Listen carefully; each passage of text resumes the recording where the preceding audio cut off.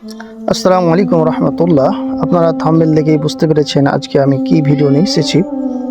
আপনারা জানেন মোহনপুর জেলা, মোহনপুর থানা, আপনার প্রচুর পরিমাণ এখানে পান এবং আপনার পানের বর আছে এবং এখানে পান অনেক সস্তা এবং সেটি আমি দেখাতে চাচ্ছি। আপনারা আমার সাথে থাকুন, ইনশাআল্লাহ আমি আপনাদেরকে সেই সকালে বেলার দৃশ্য দেখাবো যে কিভাবে তারা পান সকালবেলা ফজরের পর যে ক্ষেত থেকে তুলে এনে এবং পান গুছিয়ে আপনাদের সামনে বাজারে বিক্রি করা হয়। এবং দেখবেন যেখানে পানের ছড়াছড়ি এবং আমি আপনাদেরকে দেখাচ্ছি। এই যে দেখুন, আগাচ্ছি আস্তে আস্তে এবং সেটি দেখাচ্ছি। দেখতে পাচ্ছেন,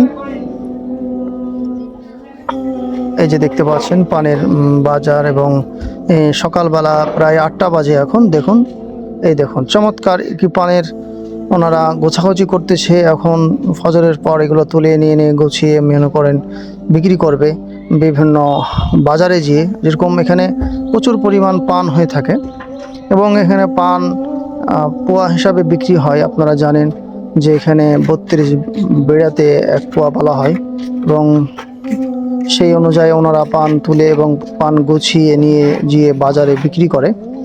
এবং এই এলাকায় আপনি সারাদিনই দেখতে পাবেন যে এখানে পান কেউ না কেউ তুলে এনে ক্ষেত থেকে বা জমি থেকে নিয়ে এসে তারা পান গোছাচ্ছে এবং পান বিক্রি করার জন্য প্রস্তুতি নিচ্ছে।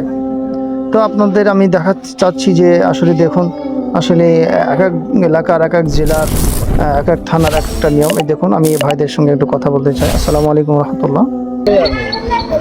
এগুলো কত করে বেড়া চলতেছে? আপনাদের এই সব সাইজের গুলো এখন 80, 90 বেড়া।